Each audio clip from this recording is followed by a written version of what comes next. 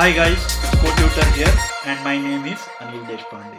During the discussion of MVC architecture, in the previous video, we ended the conversation with the thought how would we apply the MVC architecture in case of multiple activity scenario. Well, before trying to understand the implementation details of how we would do it, we will try to understand how this new application with multiple activity would look like. Well, this is how the new screen looks like. So let me add a new to do item. So I will enter the task here as sample task and the place is sample place and click on the button add, and on click of that the new item would be added to the list view. And now click on any of the item in the list view. To remove, you have to enter the ID and click on remove, and if you go back to the previous activity it will show that that item has been removed. Then to modify a to do item, you can select any item from the list view. You will be navigated to another screen which is another activity, and here once again you can enter the new task and click on modify. If you go back to the previous screen you will see the updated to do value.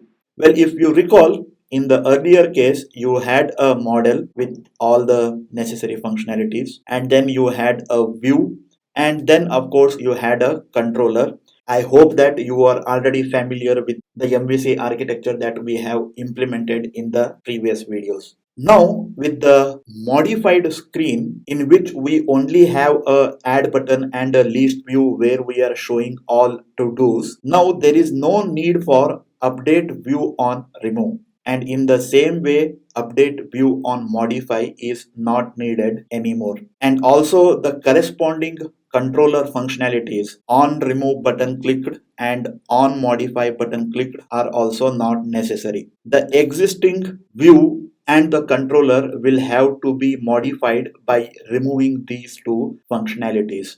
However, there is another functionality that needs to be added to this particular screen, which is when I click on any one of the to-do item, it has to navigate to another new screen. So that is why in this view, we will have to add another functionality which will be managing the navigation. So we would add something like navigate to data manipulation activity. The next activity to which we will be navigating is going to be called as data manipulation activity. So once you navigate to another activity, it is another view. So we will have to create another MVC view class. So when you come to this particular view, you will have to show the selected to-do item that needs to be modified or removed. So we will add another functionality here called as show selected to do. Update view on remove and update view on modify will have to be moved to this particular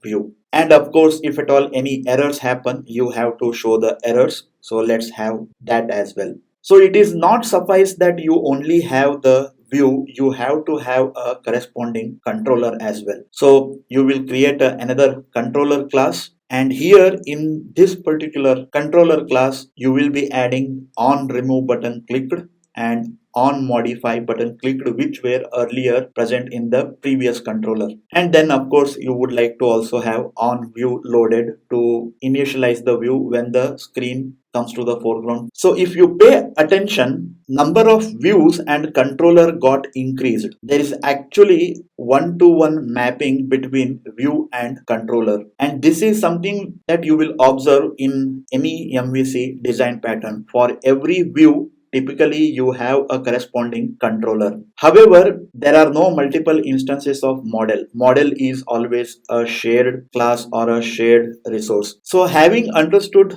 how the new modification looks like, let's try to understand through the code. I will not be demonstrating it through live coding because we have done most of the coding. I will be only going through the most important necessary changes that I have done. So this is the same old code base. This code base is available in the GitHub. So right now I am in the branch called as MVC Implementation, where we have implemented it through only one single activity. One of the important aspect, which is a major advantage when we follow MVC architecture, is whenever you modify view, which in this case we are modifying using a list view instead of earlier simple text view, only view gets modified. The controller and the model, nothing changes. Only the view would get modified. So for example, if you see here in the MVC controller, on view loaded method is invoking MVC view dot show all to dos. How MVC view implements show all to dos is left up to MVC view. So in this case, I am doing it through a text view initialization.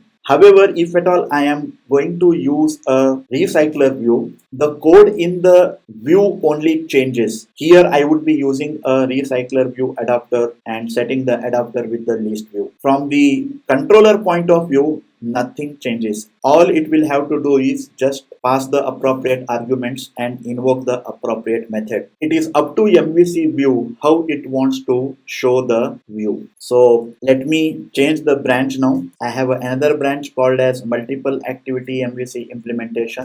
And now if you go to the show all to dos, here I am following a recycler view methodology because I am displaying all to do items in the list view. And from the MVC controller perspective, which would be invoking this particular method, nothing changes. The controller remains as it is. It will not change its implementation. So the only class that will have to be modified is the view because only view is changing. So that is one of the biggest advantage of following a MVC architecture. Now let's try to understand what are the new MVC views. So right now I have an interface called as MVC view, and if I do a control H, it will show the hierarchy. Now you can see that I have two subclasses of MVC views: MVC view main activity view and MVC data manipulator view. This corresponds to the main screen where I am just displaying to do items and I can add an item, and this corresponds to the screen which is delete and modify.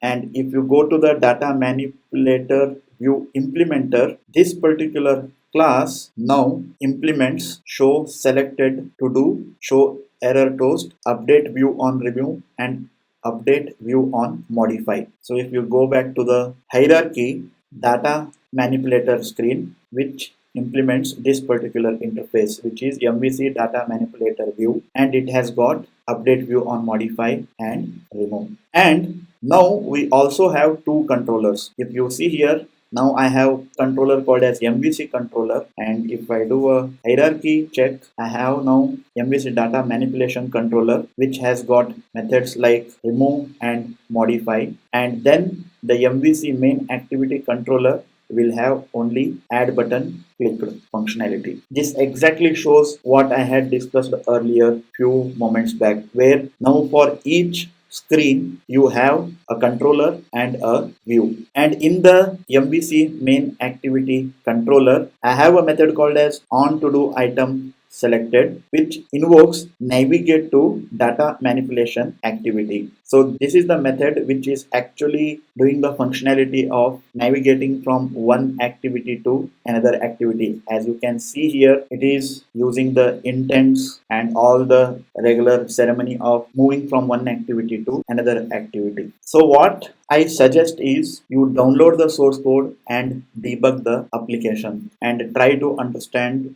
how the overall architecture has been modified to support multiple activities.